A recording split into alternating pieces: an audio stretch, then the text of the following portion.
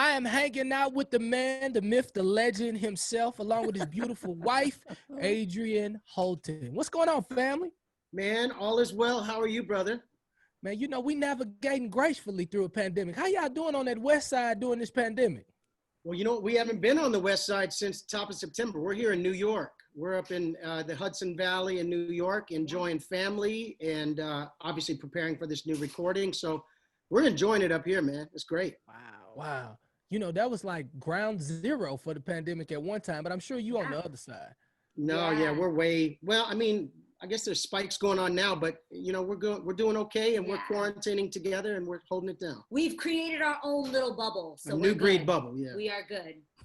I'm loving it. Lexi. There's a lot going on. You know, when you do the quarantine thing, are y'all getting on each other's nerves, or are we cool? I mean, have we had a moment?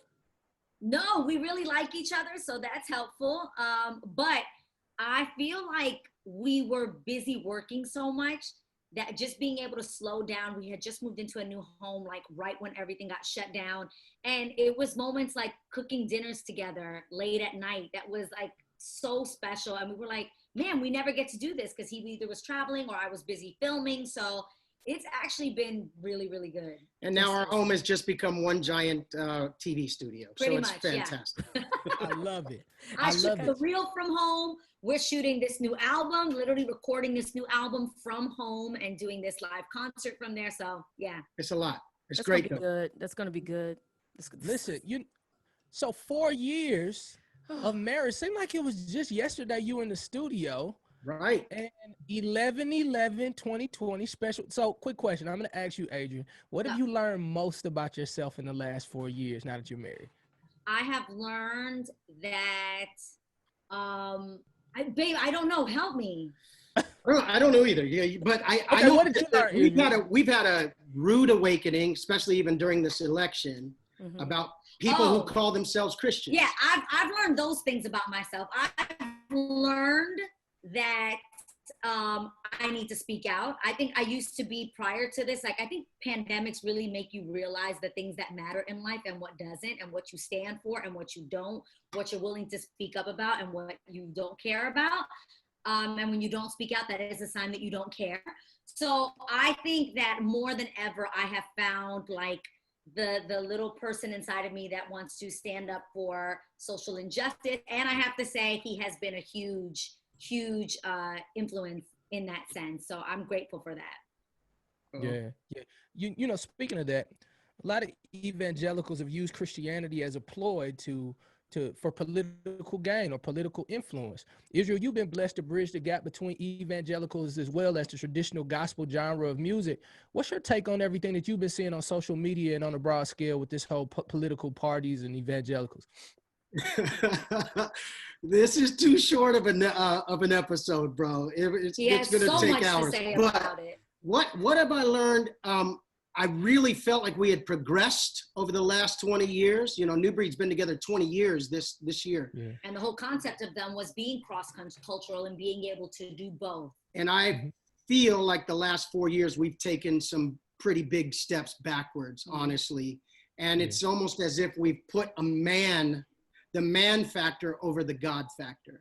And that is troubling, like really troubling to me. So we still got a lot of work to do, man, to bring people together, regardless of skin tone, regardless of a donkey or an elephant, and really worship the Lamb together and get back to that. I love it. Did you text any of because most of these people are in your phone. So did you ever have to have like an offline conversation with some of the guys that you've seen on social media that you've I think you and I have called them friends on some occasions to really ask, because I know I've texted some people like, what did you mean? Yeah. No, I'll answer that for him. I'm like, absolutely. Because there was moments where I feel like we'd have conversations where you'd be like, do you see this on Instagram? And he would want to reply, and I would tell him, call that person. Like, I don't think everything is for Instagram. So I did. I mean, Lexi, even one of your new friends, her and I had a very, very interesting and heavy conversation. And she said, why don't you come to the White House and talk to him yourself? And I said, I'm really not interested in doing that. That's why I'm talking to you, because you have his ear. Feel free to let him know that when he says he's just really hard and really wants to help Americans, I said, which Americans? Because I don't feel helped. I don't feel seen. I don't feel cared about. And, you know, I keep it real too. And I've never had a problem keeping it real, even to my own detriment sometimes. But yeah, we've had those conversations. I've had hard conversations, Willie, with people that you and I both know and have worked with and done ministry with. And yeah, it's been crazy, man, that people in the name of Jesus will say things on your Twitter or on your Instagram that they would never say in front of you. Because if they did, they would catch all the hands. All of mine. And, All you know what I'm mine. saying? All mine. And I'd like to think that I'm a believer. I love people. I love God. I love people. But you will catch these hands if you say something ignorant to me or my wife, guaranteed. And God's still working on me with that one. Yeah, me too. So Adrienne, you and Israel, you've made music together before, and you've been a part of a group before as well. But what did it feel like to work with your husband in New Breed on this particular project? It was amazing. Like, obviously, prior to this pandemic, I traveled with Israel and New Breed when they would perform. So I knew everybody. So we were already like family, but I've never sung with them. And that experience has been incredible. I like to joke around that I am like the perpetual girl group member, and I have a new girl group. It's the Altos of New Breed. Charlene, Christabel, Tina Baker. Like, it's just been amazing. My sister Mariah. And it just felt amazing. And more than ever, I think a lot of people have known my struggles or like my insecurities with singing. And this just feels completely different. I'm like, listen, if y'all don't like the way I sound, let's ask Jesus what he thinks. So I'm grateful that to be a part of a project where it's bigger than me. And I think that's what I love most about this project and working with New Breed, is that it's not about me. It's ultimately about bringing hope to so many people. Well, you guys have been doing Worship Wednesday, so you've been showing a lot of your rehearsals on social media. It is a blessing. Hear me. It is a blessing to be able to be amongst those who have written anthems, Israel. Everybody isn't able to do that. People aren't able to do that. People write songs, and they write great, hear me, they write great songs. There have been those that we have sang their songs. They've been number one, but they're not anthems. So you're amongst those that we pull from when we have hard times. To be a part of something so major that will mend a heart, that God allowed you to write something that would, in people's worst times, they reach for your material. How does that feel? Man, that I'm gonna tell you, it feels amazing, and never more than, say, the last 8 months. Because a lot of the songs, like, we've been doing this 20-day countdown up to Saturday, and we're finding these, you know, live performances, and they're all anthems, right? I'm freaking out a little bit at how prescient and how sort of prophetic some of those songs from 20, 15, 18, 11 years ago were, that they're speaking to where we are right now. They're speaking to me. I mean, I'm funny this way, and anybody who knows me well knows once I deliver the record and it's gone to mastering and it's out, I don't ever hear it again. And yet, so I've been almost forced to kind of revisit some of those altars and those anthems.